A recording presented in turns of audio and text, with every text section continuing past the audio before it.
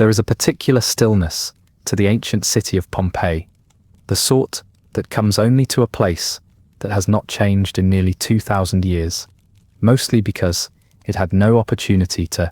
Before we begin, take a moment to like the video and subscribe, but only if you genuinely enjoy what I do here, and let me know in the comments where you are listening from and what time it is.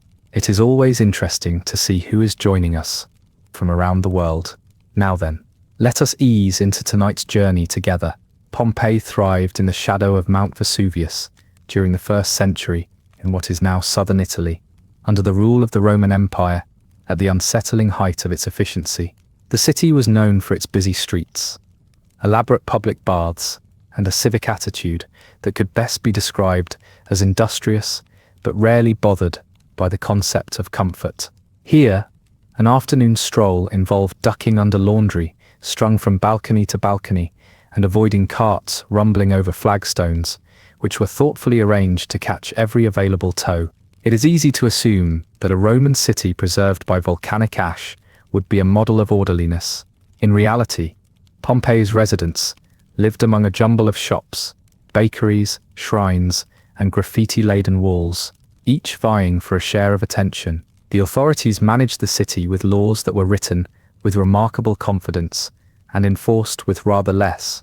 For example, the curfew for drinking establishments was enthusiastically ignored, which is what happened when the same families owned both the taverns and the positions of power. One might be surprised to discover that the city's famed plumbing system delivered water through pipes made of lead.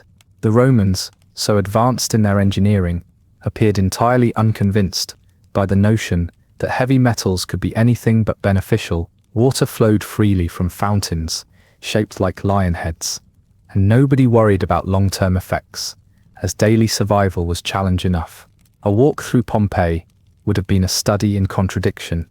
You would pass grand houses with walls painted in vivid red, deep black and ochre, displaying scenes from mythology, all while carefully sidestepping unswept rubbish. And the occasional animal. The city's streets doubled as both thoroughfare and open sewer, a practical arrangement that saved on cleaning costs, if not on dignity. Crosswalks took the form of stepping stones, elevated so high above the street muck that a misstep would become the highlight of one's week. At least for observers, the air would carry the mix of roasting bread, spiced wine, and something less pleasant from the workshops.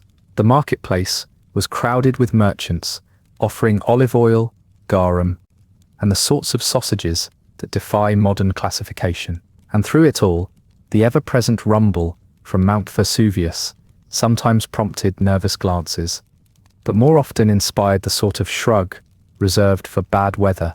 Pompeii was a city where religion meant daily offerings at household shrines, but also public festivals that left the streets scattered with remnants of good intentions. Evenings often ended in the baths, where every social class lingered in clouds of steam and conversation, and where the strict rules of Roman decorum stretched just as far as the humidity would allow. In short, daily survival in Pompeii was not a matter of heroics, but rather a continuous, awkward negotiation with the practical realities of Roman urban life. With that in mind, it is time to walk those bustling streets, inspect the bathhouses, and perhaps question whether plumbing should ever be both advanced and dangerous. The story of Pompeii does not begin or end with catastrophe. It unfolds in the small absurdities of everyday life, preserved for posterity by an impatient volcano. In the 1st century of the Common Era, Pompeii stood as a modest but thoroughly Roman city on the fertile plain south of Mount Vesuvius.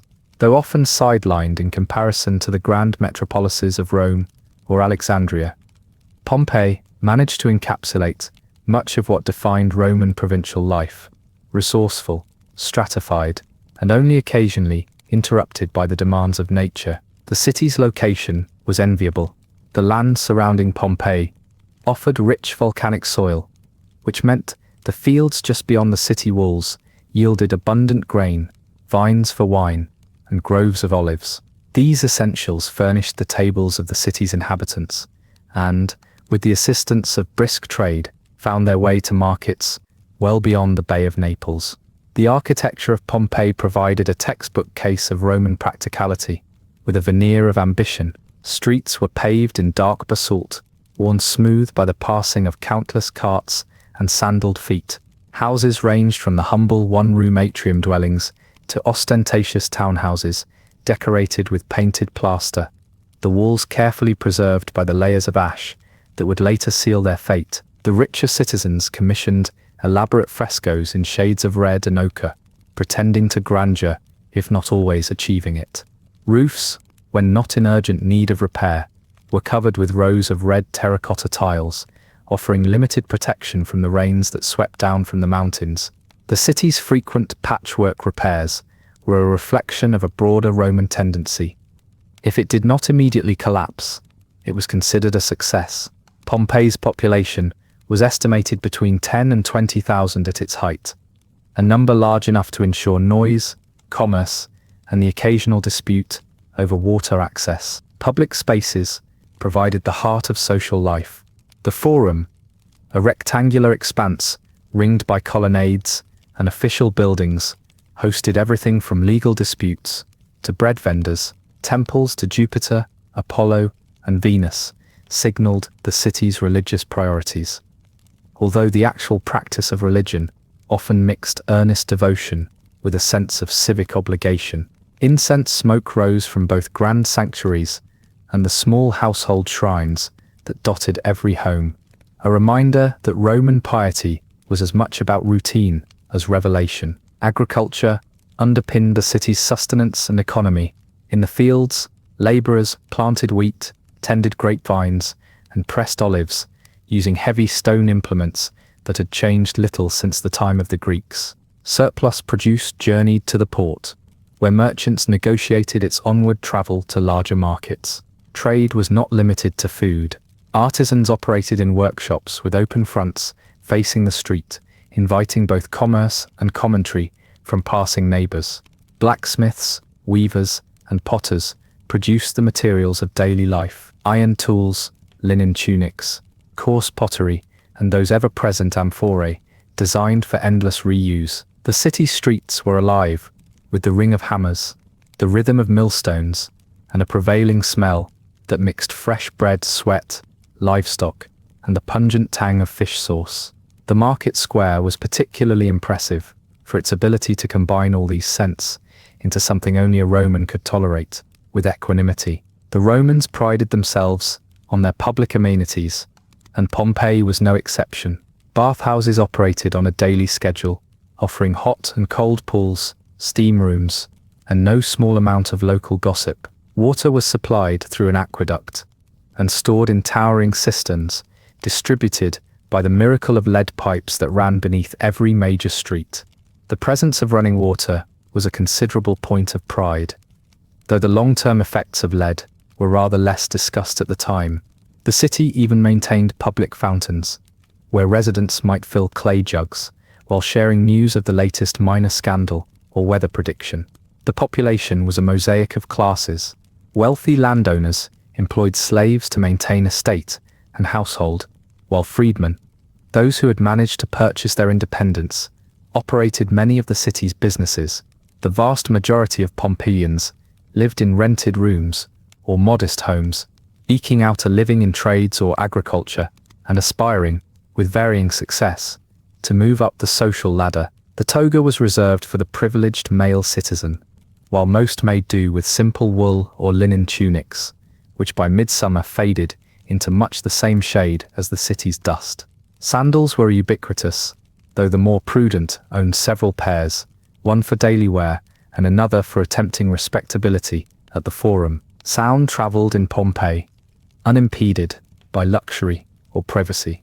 The city awoke to the calls of vendors and the racket of metal on stone. Religious festivals brought music, chanting, and the occasional sacrificial animal, drawing crowds eager for distraction, or at least a break in routine. Children played in narrow alleys, their laughter occasionally interrupted by admonishments from mothers intent on keeping household order, a task that seemed as challenging as maintaining the city's plumbing. Above it all loomed Mount Vesuvius, For most, the mountain offered more promise than menace. Its slopes supported vineyards and orchards, its presence so constant that its dangers were treated with the same resigned acceptance as the city's uneven paving stones. The coming and going of rulers, from the local Pompeian elite to the distant emperor in Rome, mattered less to the residents than the next harvest, the state of the water supply, or the success of the next trade venture. Thus Pompeii presented itself. City of habits, ambitions, and practical compromises, surviving and sometimes thriving in the shadow of a volcano, rarely offering any hint of what would come to define it in the centuries that followed. Life in Pompeii was defined as much by routine as by its relentless proximity to the unpredictable. Most days, however, unfolded in a recognizable sequence. The city's inhabitants woke to the gradual light filtering through narrow streets, where the sound of carts and merchants was already beginning to echo against the stone walls. Bakers, who had risen long before dawn, tended communal ovens that provided the city's staple loaves. The aroma of freshly baked bread mingled with the sharper scent of crushed olives and smoke, drifting through alleyways lined with painted signs and fading advertisements for local politicians and gladiatorial contests. For the majority, breakfast was unremarkable. A crust of bread, perhaps a smear of cheese or a few olives, consumed quickly before attending to work or the business of maintaining one's household. Pompeii's social fabric was stitched together by commerce, obligation, and occasional spectacle. The Forum, a paved rectangle framed by pillared colonnades, served not merely as a marketplace, but as the stage for most public matters. Here, local magistrates, known as duoveri, dispensed justice and oversaw civic affairs with the sort of procedural gravity that convinced everyone except the litigants.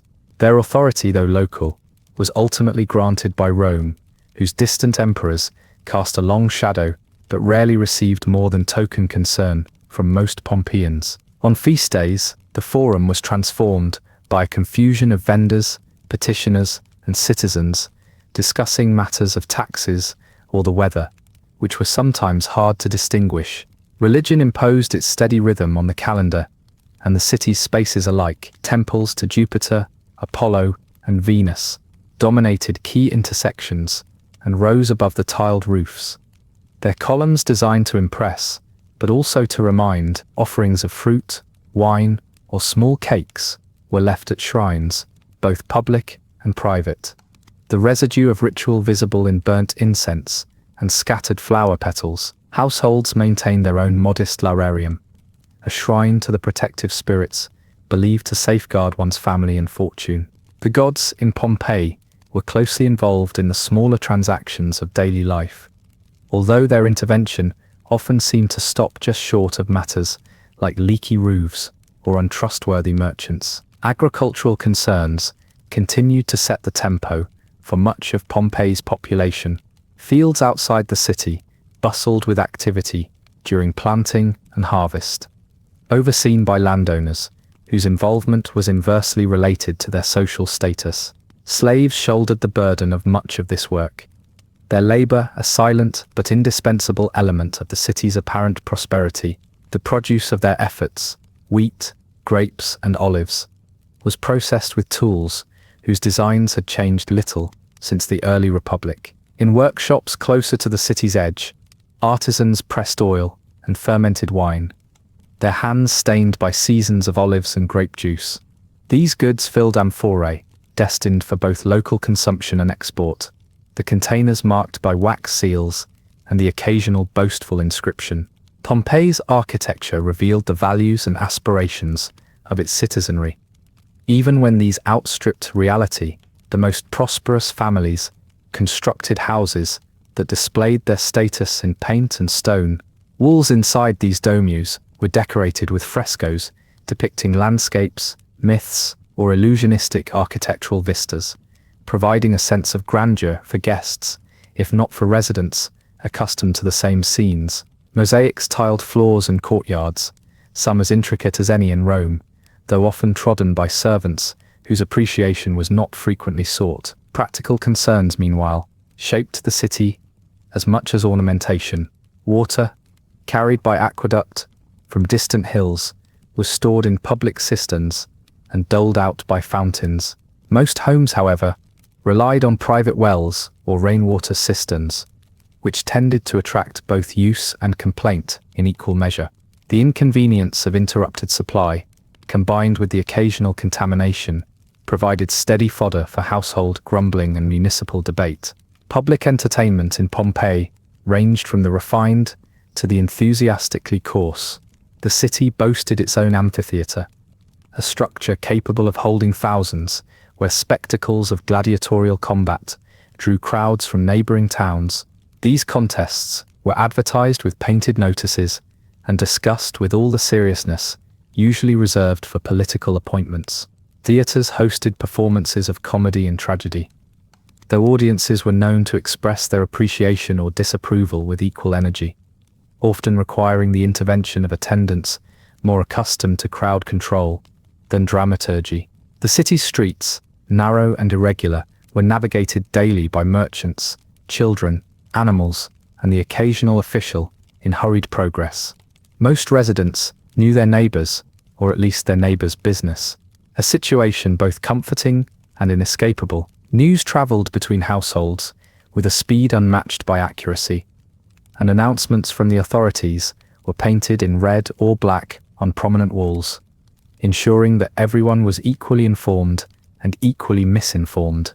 Through all of this, the background presence of Mount Vesuvius persisted as a fact of life and agriculture, but not, at this stage, a topic of particular anxiety. Recent memory for most did not extend to significant eruptions, and the mountain slopes continued to support vines and orchards with reassuring reliability. Civic attention was more likely to focus on taxes, festivals, or the latest repairs to the city's waterworks. Such was the rhythm of life in Pompeii, a city arranged for routine, capable of spectacle and content, for the most part, to trust in the enduring patterns of its own making. Pompeian society, as it carried on in the 1st century, demonstrated a remarkable ability to accommodate both the old traditions and the newer influences that swept in from across the Roman world. Prosperity brought with it a taste for foreign luxuries, and evidence of this can be read in the imported wares found in homes and market stalls. Fine glassware from Syria, intricately painted ceramics from Athens, and even spices from far-off Arabia could be found tucked among local produce at the market. This cosmopolitan character, however, rarely extended to civic administration, which remained firmly in the hands of a few established families. Election campaigns surfaced with predictable regularity, their promises recorded in paint on public walls, though experience suggested that the more extravagant pledges were greeted with a resigned familiarity by the city's voters. Trade, both local and regional, formed the lifeblood of the city's economy. The port at the mouth of the Sarno River enabled brisk business with other towns along the Bay of Naples and beyond. Merchants navigated the shifting tides and unpredictable sandbars with the same determination they brought to haggling over shipments of grain, wine, and the city's most infamous export, the pungent fish sauce known as garum. Amphorae of the stuff departed for markets throughout the Roman world, their contents celebrated by some and avoided by those with more delicate sensibilities. The odour of garum production lingered around the city's workshops, a sensory reminder that economic success did not always align with olfactory comfort. Within the residential districts, daily rhythms changed little, regardless of who held the highest office. The patrician households, known as domus, occupied entire city blocks behind high walls and shaded courtyards. Inside, mosaics and painted walls displayed mythological scenes and landscapes, offering a daily escape from the more practical necessities of urban life. Clients and dependents arrived early each morning to pay their respects to the head of the house, sometimes in the hope of securing work, more often in search of a meal or a token of favour. The less fortunate lived in apartments above shops or in cramped rooms, rented by the week.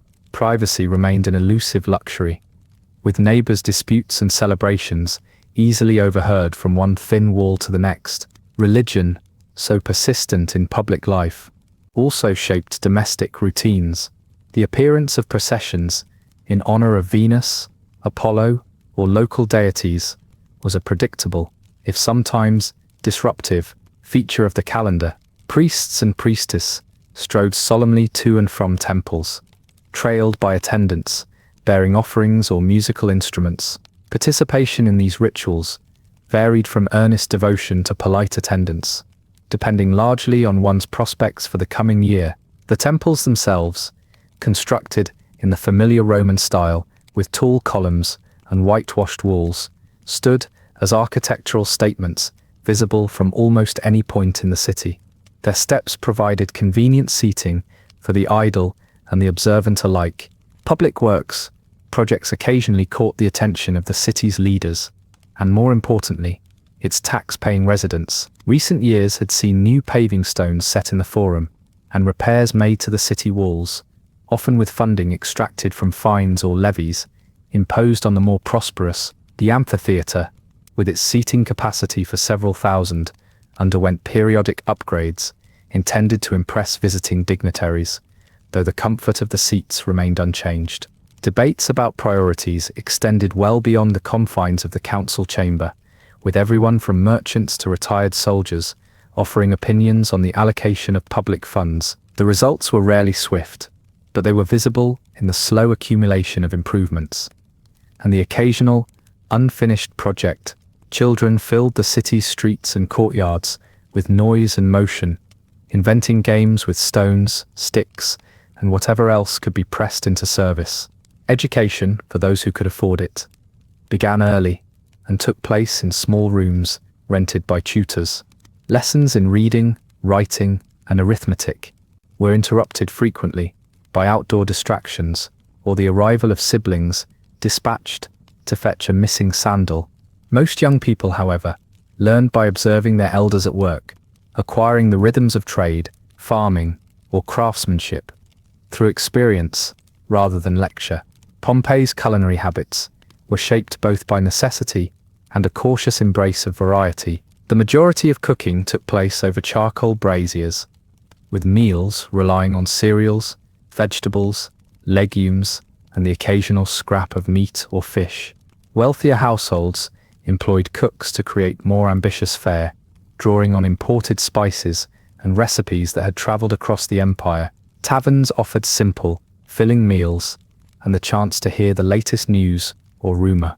The more discerning residents might grumble about the limited selection, but most accepted the daily menu with the same resignation shown toward the city's unpredictable weather.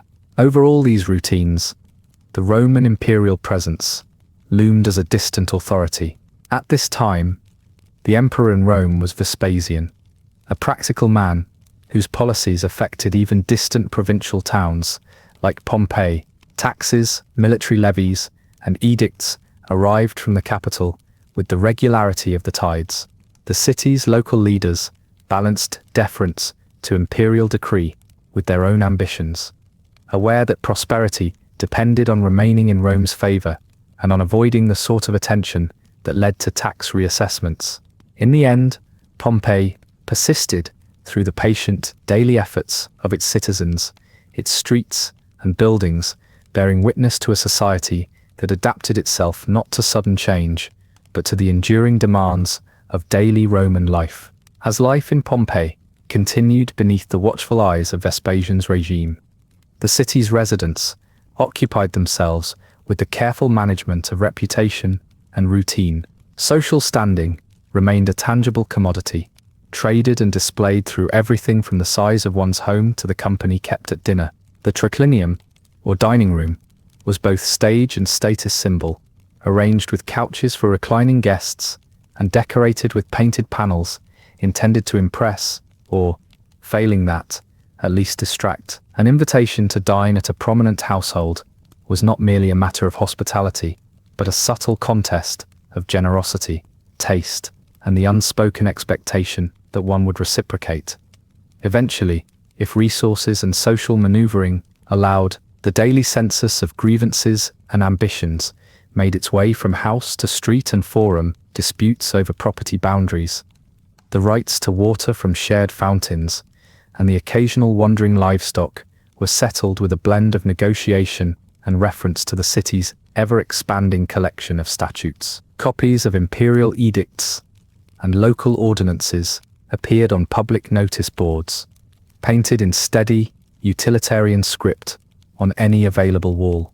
These notices grew sun-faded and layered, a silent archive of attempts at order. The laws themselves were clear to those who wrote them, and somewhat less so to those obliged to follow them. Markets continued to draw residents and visitors alike. The Forum, with its mixture of marble columns and busy stalls, hosted sellers of everything from coarse bread to the smallest quantities of imported pepper. The daily transactions were conducted in an atmosphere that combined efficiency with a studied disregard for the origins of currency. Shoppers, moving between booths, collected gossip with the same diligence as produce. Bargaining was a civic skill, and the knowledge of a vendor's preferred bribe or discount was passed down with as much care as family recipes. Weighing scales and coinage were officially regulated, though the actual calibration of weights depended more on mutual suspicion than trust in standards. Agricultural rhythms, set by season and soil, underpinned much of the city's stability. The surrounding countryside provided wheat, pulses, vegetables, and a surplus of grapes for wine that rarely traveled far from its point of origin. Olive oil, pressed in stone mills, filled amphorae destined for local tables, and on occasion for more distant markets. Livestock, managed on small plots or in pens on the urban fringe, provided milk, cheese, and the occasional animal for sacrifice or festival. The produce of these lands was celebrated in small feasts held in honor of household deities, with offerings that ranged from the modest to the mildly ostentatious. Such events filled the air with roasted meat and incense, drawing neighbors with the sort of curiosity that made privacy a rare phenomenon. Architecture in Pompeii reflected the overlapping layers of prosperity, repair, and improvisation that defined urban life. Wealthier homes displayed columns and peristyles, painted gardens, and the occasional water feature that worked when the pressure cooperated. The less fortunate clustered in tenements and shop fronts, with upper floors reached by narrow stairs and supported by a faith in timber beams that was rarely justified by their condition. Public spaces, including baths and theatres, demonstrated the city's commitment to shared amenities. Stone benches in the theatre bore the names of patrons who had funded repairs, a reminder that generosity was often as performative as it was practical. Religion continued its prominent role, both in public spectacle and household discipline. The calendar was punctuated by processions for the gods, sacrifices at key temples, and festivals that combined piety with opportunity for leisure. Priests officiated at these events, their presence marked by distinctive clothing and the unmistakable odor of incense and ritual wine. At home, daily rituals persisted. Small offerings of food or wine were left at the household lararium, and children learned to recite prayers long before they mastered their letters. Politically, Pompeii was connected to the broader currents of the Roman Empire, though the concerns of Rome often felt distant. During Vespasian's later years, and into the reign of his son Titus, local magistrates managed affairs with an eye toward stability. Taxes were assessed, occasional building programs launched, and public works debated with an enthusiasm that was more consistent than the results. The imperial cult, requiring loyalty to the living emperor and his family, received its due in ceremonies marked by attendance rather than particular fervor. The climate of the region shaped daily life in ways both subtle and obvious. Summers brought heat and dust, driving wealthier citizens to their villas beyond the city or to shaded garden rooms. Winters, while mild by the standards of the north, brought rain that tested the limits of every roof, and the city's drainage system coped with varying success. The prevalence of standing water was a frequent subject of complaint, and complaints in turn were a reliable feature of every season. Throughout these cycles, Pompeii's population adapted itself to continuity. Whether at work in the fields, attending a festival, or simply navigating the uneven surface of a street after the latest repairs, the people of Pompeii demonstrated a patient, practical approach to their world. The city's routines had been tried and adjusted over generations, and while Rome's distant policies provided the backdrop, it was the persistence of local custom and compromise that brought Pompeii day after day to its familiar, bustling equilibrium. By the late summer of the year 79, in the Common Era, Pompeii had settled into a pattern that could be called prosperity. At least by the standards of a Roman provincial town, the city's affairs, both public and private, followed a familiar sequence, marked by the rhythm of market days, religious festivals, and the quiet authority of local magistrates. Elected officials managed their offices with an eye to both imperial expectation and local satisfaction. Rome remained the source of law and power, but for most Pompeians, it was the magistrate's decree regarding street repairs or water allocation that affected daily life more than any distant imperial edict. The city's population, representing a tangle of social ranks and origins, went about its business with practiced efficiency. Farmers brought their produce into the city at dawn, the clatter of donkey hooves and squeaking wheels preceding the slow procession of carts. The Forum, ever the city's social center, filled with stalls, heavy with fruit, vegetables, cheese and fish. Sellers announced their wares in voices that competed with the calls of passing hawkers and the occasional musical interlude from a traveling performer. Coins exchanged hands, and bargains were struck with a sort of resigned persistence only found in societies long accustomed to negotiation. Some residents, having acquired enough means, retired from daily labor and took up the more dignified occupation of observing their juniors at work. These individuals gathered in shaded porticos to discuss politics, weather, and the reliability of the city's grain supply. Political debate had a predictable circularity.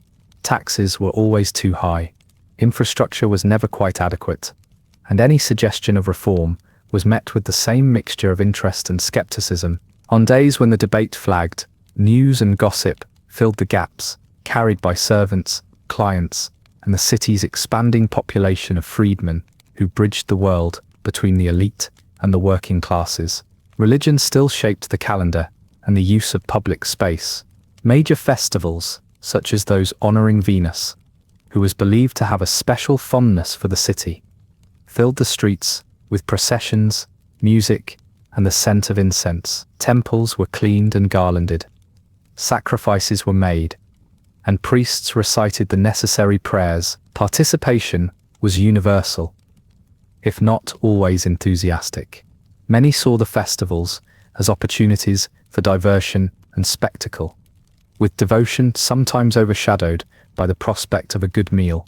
The cult of the emperor, meanwhile, received its due in ceremonies that underscored the city's connection to Rome, though the expressions of loyalty tended to be as formal as the marble statues that represented imperial power. Trade and craft remained the economic backbone of Pompeii. Workshops lined the main arteries of the city, their doors flung open to display potters at their wheels, metal workers at their anvils, and weavers bent over their looms. The smell of wool, leather, and dyeing vats, mixed with the ever-present aroma from the bakeries and the less savory wafts drifting from the garum factories. The soundscape of Pompeii was as layered as its architecture.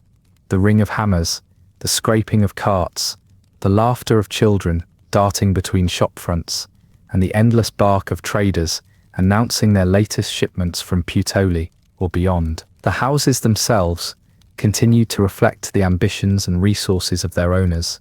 Brightly painted walls in the more affluent homes displayed scenes of distant landscapes or heroic myth, meant to inspire admiration, if not envy, in visiting neighbors. Atriums were swept and watered to keep dust at bay, while mosaic floors depicted intricate patterns that announced the owner's taste and, ideally, his connections to the wider Roman world. Less fortunate families lived above shops or in cramped quarters, their furnishings simple and their walls decorated with the practical ambition of keeping out the rain. Agriculture remained a constant outside the walls.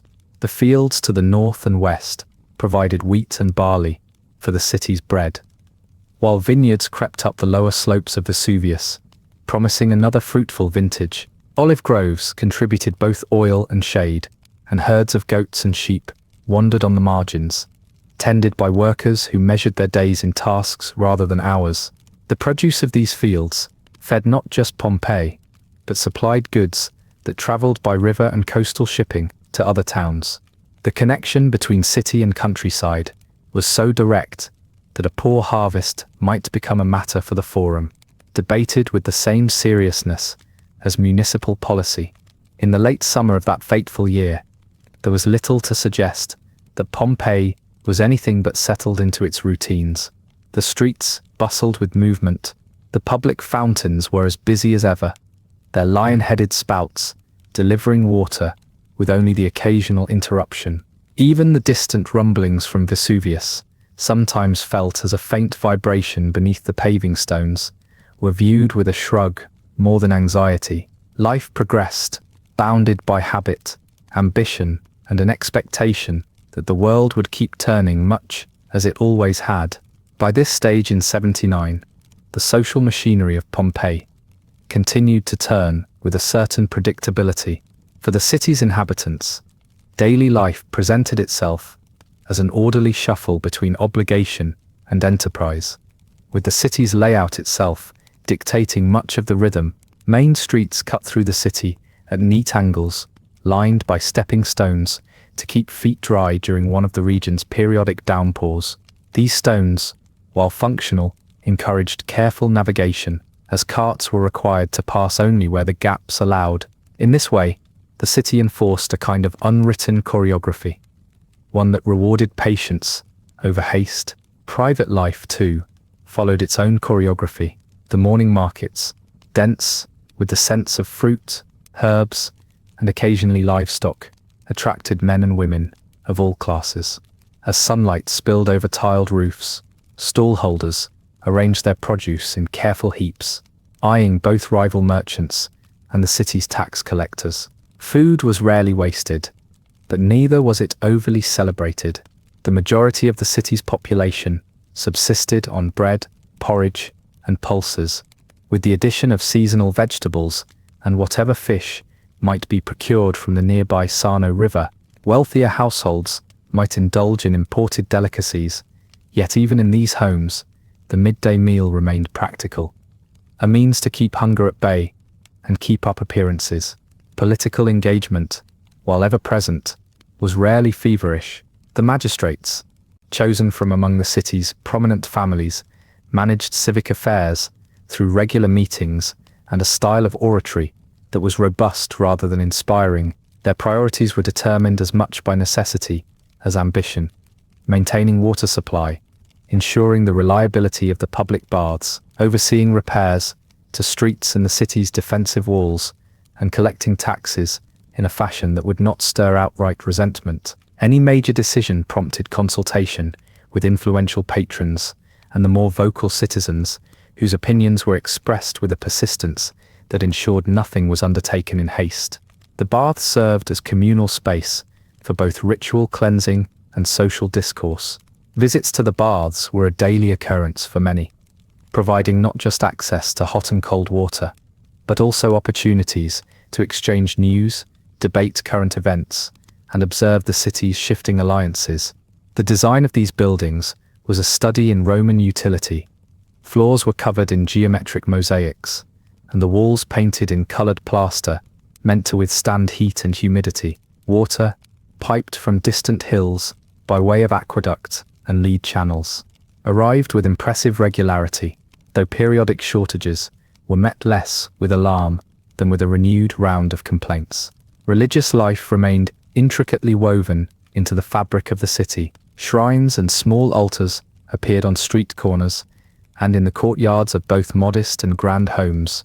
It was not uncommon to see residents pause on their way to market, leaving a pinch of grain or a few flowers in acknowledgement of the household gods.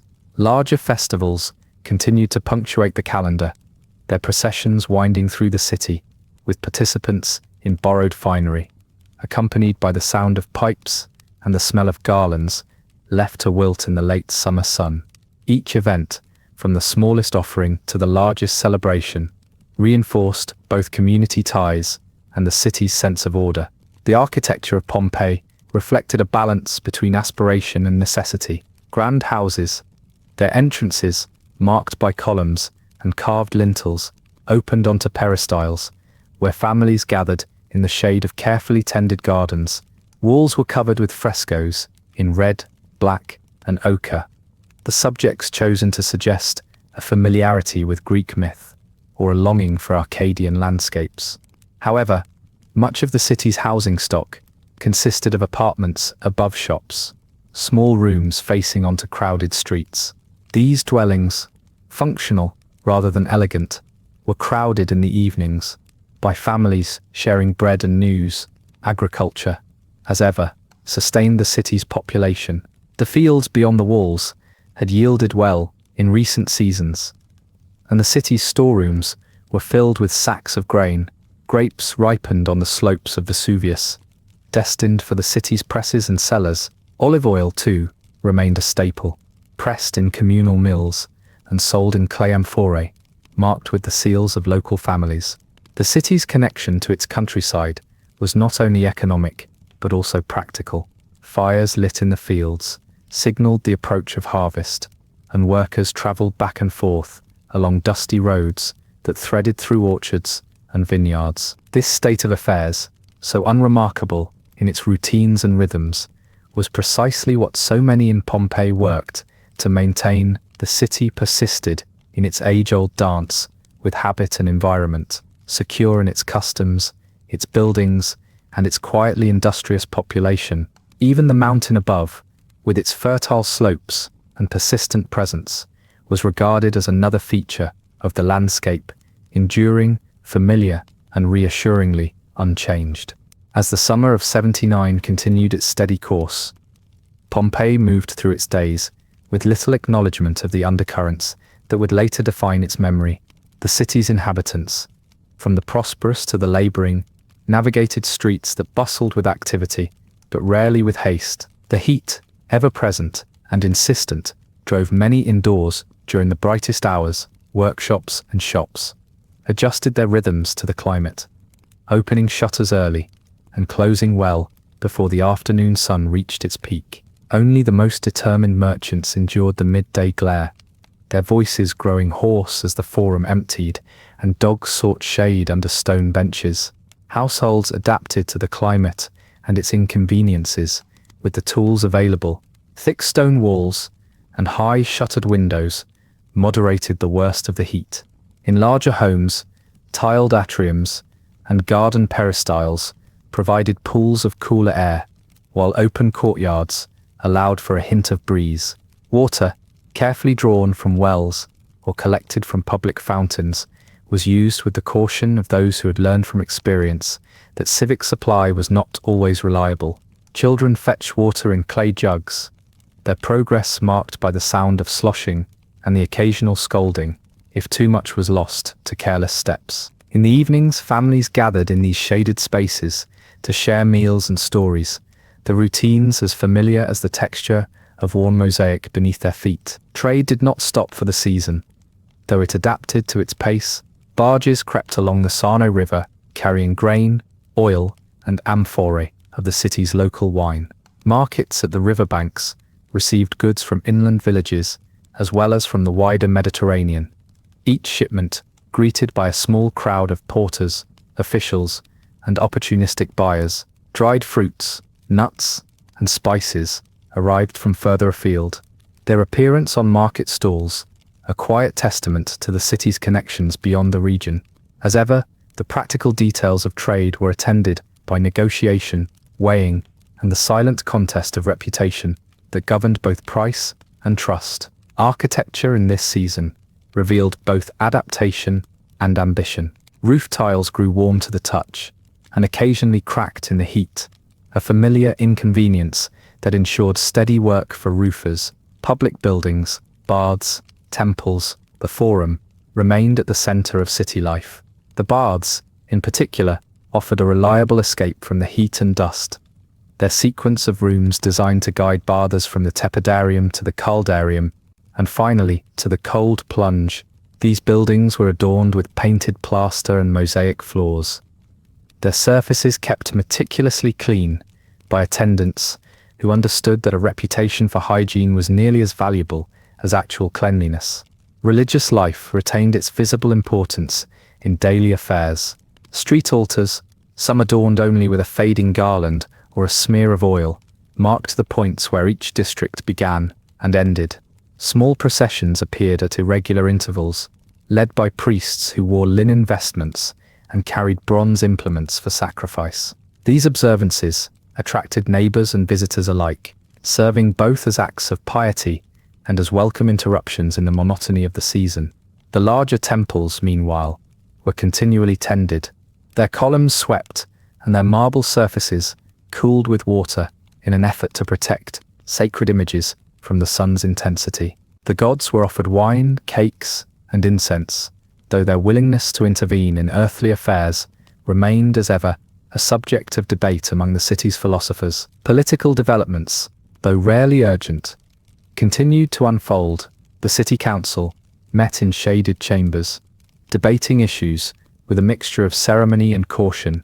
The allocation of public funds, the maintenance of roads, and the reliability of the city's grain supply were discussed at length, with each topic returning in predictable cycles. Notices of decrees and invitations to public meetings appeared on walls, painted in red or black, gradually layered over as new concerns displaced the old. The affairs of Rome itself, news from the imperial court or from military campaigns, were reported in the city by word of mouth or by the arrival of travelers.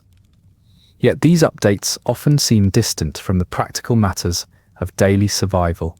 The countryside that surrounded Pompeii also bore evidence of the season's progress. Fields of grain stood in neat rows, with harvesters preparing for the coming weeks. Olive groves and vineyards promised a good yield, though farmers inspected their crops with careful attention. The scent of ripening fruit drifted into the city on the evening breeze, mingling with the more robust smells of cooking fires and livestock. Through all of these routines, Pompeii's population demonstrated a patient endurance, learned from years of managing cycles of hardship and ease. The city, at this moment, presented a portrait of continuity, shaped by climate, politics, and custom. With each day unfolding, much as the day before, the mountain, rising above fields and tiled roofs, remained a silent companion, its slopes both the source of fertility and a fixture so constant it rarely merited more than a passing thought. On the quiet edges of Pompeii, the pace of the countryside contrasted the movement of the city's core. Farmers had risen early, working rows of vines and olive trees, as the air still held some remnant of coolness before the sun, predictably relentless, climbed above the horizon. The fields outside the city walls were marked by their careful geometry, grapevines draped in orderly lines, supported by rough posts, ripening bundles now heavy enough to bend their stems. Olive branches shimmered in the light, their silvery leaves reminding passers-by of both abundance and the need for constant vigilance against drought or pests. The distant sound of wooden wheels and conversation drifted from the approaches to the city as carts loaded with grain, fruit, and vegetables arrived at the gates. The city's guards, attentive but rarely officious, noted the comings and goings, collecting minor tolls with all the enthusiasm of men resigned to routine. Within Pompeii itself, the results of agricultural labor arrived in the form of market stalls laden with produce. Bakers collected sacks of grain before dawn, grinding flour in stone mills powered by the steady tread of donkeys or slaves. The aroma of fresh bread, mixed with the sharper tang of fermenting grapes and pressed olives, greeted residents making their way to the forum. Cheese, dried beans, onions, and salted fish filled the air with a scent that was less a blend than a contest. Vendors arranged wares with care, aware that both appearance and location mattered almost as much as quality, and the most fortunate stalls caught the first rays of sunshine along the stone pavements. Trade, both formal and informal, underpinned the city's existence. Not all goods that changed hands passed through the market's official channels. Side streets hosted quieter exchanges, bundles of herbs, bolts of linen, a jug of wine bartered for a favor.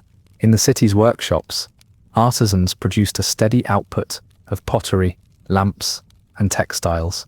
The sound of hammers, the hiss of hot metal dipped in water, and the rhythmic tapping of chisels formed a background as familiar as the crowing of cockerels at dawn. Finished wares left the city by barge and cart, their destinations ranging from the neighboring towns of Campania to the distant markets of Rome itself. Coinage flowed back, some of it promptly vanishing into taxes or fees, the rest circulating through taverns, bakeries, or the hands of children eager to spend. The city's political life, while never dramatic, was persistent. Magistrates presided over legal disputes. From modest offices set behind colonnades, their deliberations punctuated by the complaints of litigants and the scribbling of clerks. Petitions requesting repairs, relief from taxes, or judgment on boundary disputes stacked up in orderly piles. Citizens, for the most part, accepted that justice was a function of both law and the particular disposition of those in charge. The city council met regularly, yet the most pressing matters rarely involved policy shifts. Rather, they focused on maintaining the basic infrastructure, streets, drains, and aqueducts, and ensuring that the supply of food and water did not falter.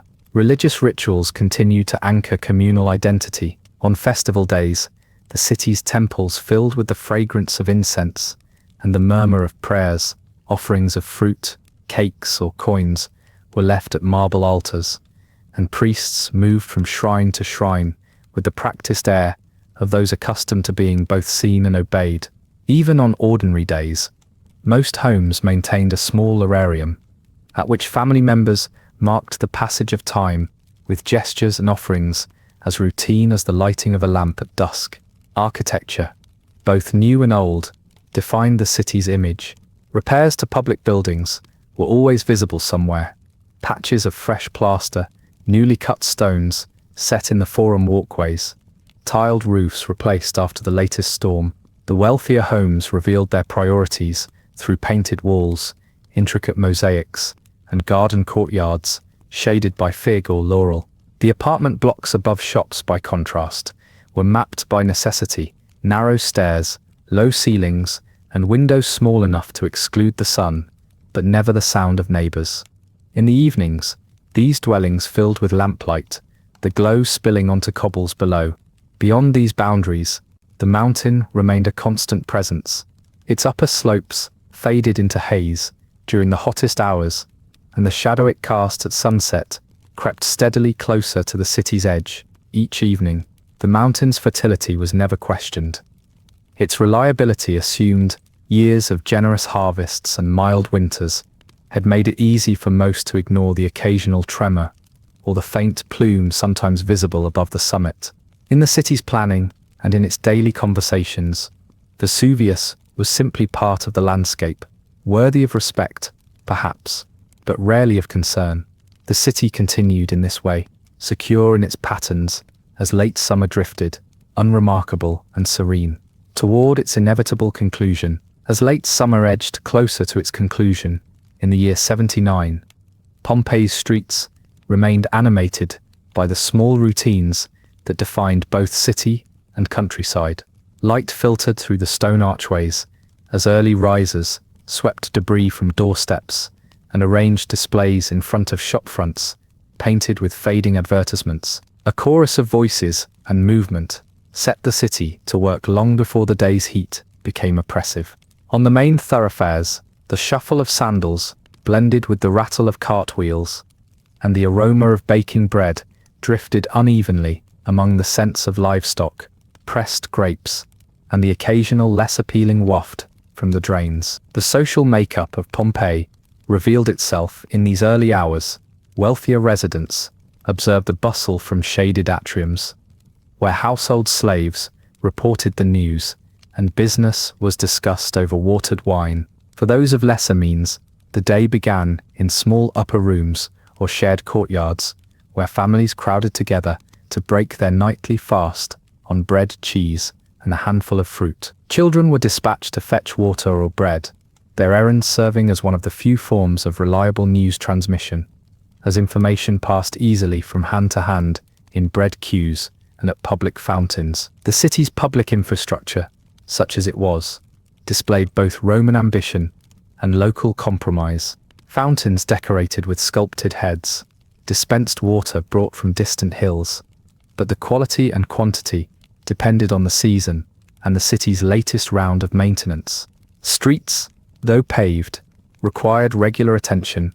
Workers could be seen at intervals replacing stones or attempting to clear blockages in drains, tasks that drew commentary from residents keen to offer advice on efficiency, seldom on consistency. Overhead, laundry hung from windows and balconies, providing a patchwork of color over stone and plaster that had seen better years. Commerce occupied the heart of daily life. Merchants in the Forum arranged their goods in a competitive display. Potters, perfumers, and weavers established stalls alongside itinerant sellers of street food, fritters, cooked beans, and flatbreads, filled with whatever the market had yielded. The Forum was never entirely quiet, with arguments over price and quality rising above the hum of casual conversation. Coins changed hands, but barter was never far away, especially for less portable goods or between neighbors whose accounts with one another stretched back over several years. The city's taverns, meanwhile, filled steadily as the day advanced. They provided shade, refreshment, and ample opportunity for discussion about politics, about Rome, and about the reliability of the city's fish sauce, a subject of enduring debate. Religion, both public and private, continued to inject rhythm and spectacle into the city's routines. Shrines were visited, small offerings left along the way to the market or baths. On certain days, processions occupied the main streets, bringing together citizens in shared observance. Priests and priestesses, recognizable by their distinctive garments and careful bearing, orchestrated ceremonies designed to unite the community and reassure the gods of continued devotion. The city's chief temples remained open throughout the day, their cool interiors offering respite and a degree of quiet unavailable elsewhere. Religion's outward forms, however, did not entirely conceal a certain pragmatism. Gods were invoked for health, for fortune, and for the protection of property, but rarely, it seemed, for any demand that might threaten the city's daily order. In the administration of public life, the magistrates continued their efforts to balance imperial expectation and local need. They met in official chambers, hearing petitions, and making incremental decisions about repairs, grain supply, or the planning of the next festival. Records were kept on wax tablets and papyrus, while decrees appeared on the city's walls, painted over faded predecessors, in the hope that this time residents might take notice. Notices regarding taxes, weights and measures, and the requirements for forthcoming games were distributed with the diligence of officials who had learned that reminders, like repairs, were never truly complete. Beyond the city's walls, the agricultural work of late summer intensified. Laborers harvested grapes and olives, filled baskets with vegetables, and prepared for the grain sowing that would soon begin again. The countryside hummed with activity. Evening brought both the return of workers and the arrival of fresh produce, carts creaking through the gates, their drivers finding satisfaction in familiar dust and familiar roads. Throughout all of this, Mount Vesuvius remained the silent, unremarked presence above rooftops and fields. The mountain was acknowledged in conversation, mostly as a landmark or as a source of particularly fine grapes. Its slopes, green and orderly, showed no sign of disturbance, and to most its shadow on the city at sunset seemed as stable as the city itself. Routine, in Pompeii, was both comfort and tradition, the steady turning of days, making change seem not only unlikely, but unnecessary. In the days just before the end of summer, in the year 79, Pompeii maintained its pattern of understated diligence and local pride, the city's routines unfolded with their usual persistence, neither hurried by anxiety nor dulled by novelty. As dawn broke and pale light crept across tiled roofs, the sequence of daily life resumed. Tradesmen unpacked their wares, bakers tended their ovens, and the earliest visitors to the forum debated prices before the sun had properly risen. The city's rhythm was measured, its tempo set by habit rather than decree. Within households, both large and small, preparations for the day took place, much as they had for generations. Wealthier families lingered around carved wooden tables, served by slaves who carried trays of bread, cheese, and hard-boiled eggs. The homes of artisans and laborers saw a more practical affaire: bread and dried fruit, perhaps a scrap of cheese, if the previous day's trading had gone well. Windows were unshuttered, letting in a pale breeze scented faintly with dust, and the first hint of baking. In the larger homes, morning also brought the business of accounting, as ledgers and tablets were checked and the household's tasks distributed. A flurry of quiet activity in sunlit courtyards and shaded atriums. As the city woke, so too did its streets.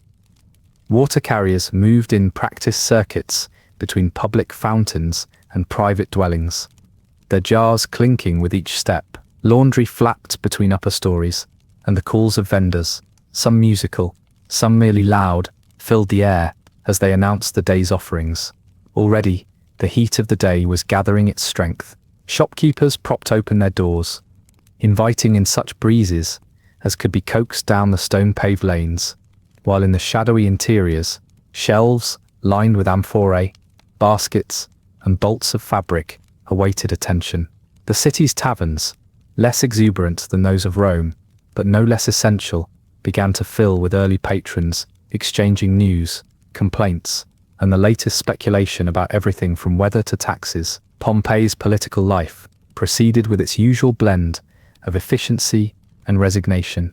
The city magistrates convened, surrounded by clerks and a modest but attentive audience. Civic affairs moved at a predictable pace.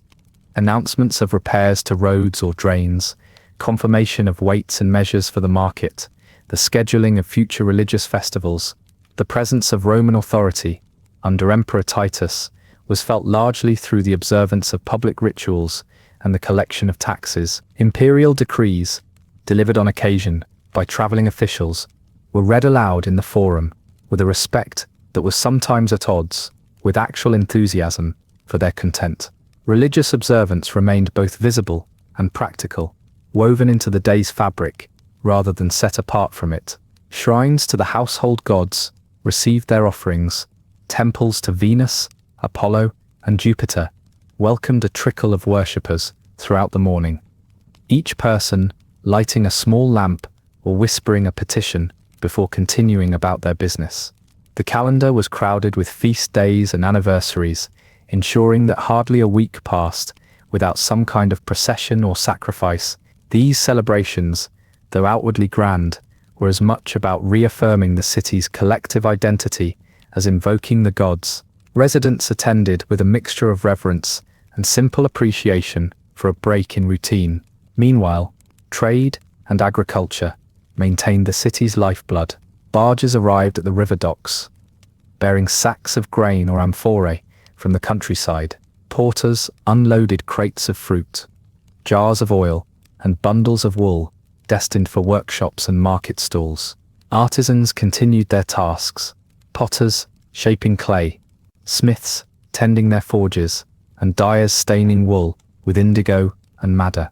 The city's farmers, returning from the fields in the heat of the afternoon, brought with them the day's harvest. Wicker baskets overflowed with grapes, squash, and beans, the evidence of both careful planning and the caprice of rainfall. Architecture in these days appeared as it always had, practical, solid, and quietly ambitious. Mosaics underfoot in public buildings and private villas caught the sun, their patterns still sharp, despite the passage of feet and time. The walls of all but the grandest homes bore the marks of years, plaster chipped, frescoes faded, tiles repaired with the minimum of expense. Marble steps at temple entrances, worn smooth by countless worshippers, radiated late morning warmth. Across the city, improvements and repairs were evident. A new section of pavement here, a restored roof tile there, but these gradual changes did little to disturb the sense of permanence that hung over the whole. The mountain remained as it had for centuries. Blue-green in the morning haze, its flank dotted with vineyards and orchards. Against this backdrop, Pompeii's days blended into one another, each much like the last, each underpinned by the certainty that what had always been would continue, at least until the next harvest, the next festival, or the next round of repairs.